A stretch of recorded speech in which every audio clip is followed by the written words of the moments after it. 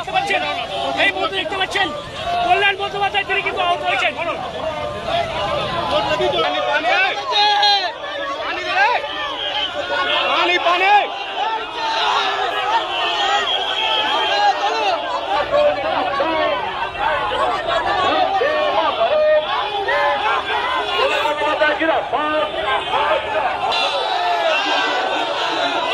কাউকে নিয়ে আসেনি, একা একা আসছিলাম এই চণ্ডীতলার মোড়টায়।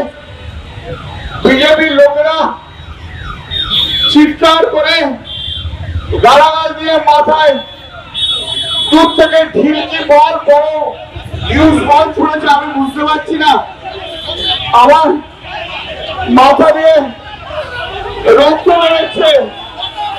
আমি তা সত্ত্বেও আমি আপনাদের কাছে বলতে এসেছি একটাই কথা, আমার আর বলার মতো শক্তি নেই, আমার সত্যি বলার মতো শক্তি নেই।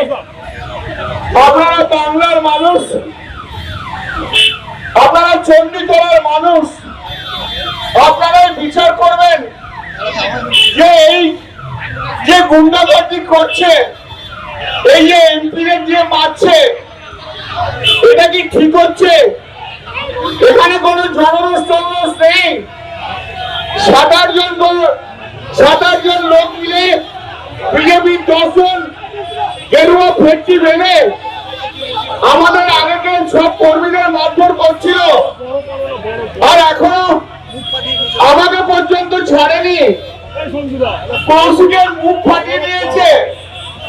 একটু আগে আমি যখন হেঁটে হেঁটে আসছিলাম তখন একজন ভদ্রমহিলা, তিনি মোটর সাইকেল করে যাচ্ছিলেন, তার পিছনে ওনার স্বামী ছিল।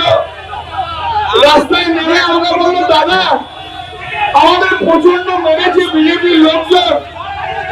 সারা পশ্চিমবাংলায় যেভাবে বিজেপি যেভাবে আমাদের উপরে অত্যাচার করছে, বিজেপি শূন্য করে দিতে চাইছে, ওরা সিপিএম কে এবং পশ্চিমবাংলায় কংগ্রেসকে অক্সিজেন দিতে চাইছে।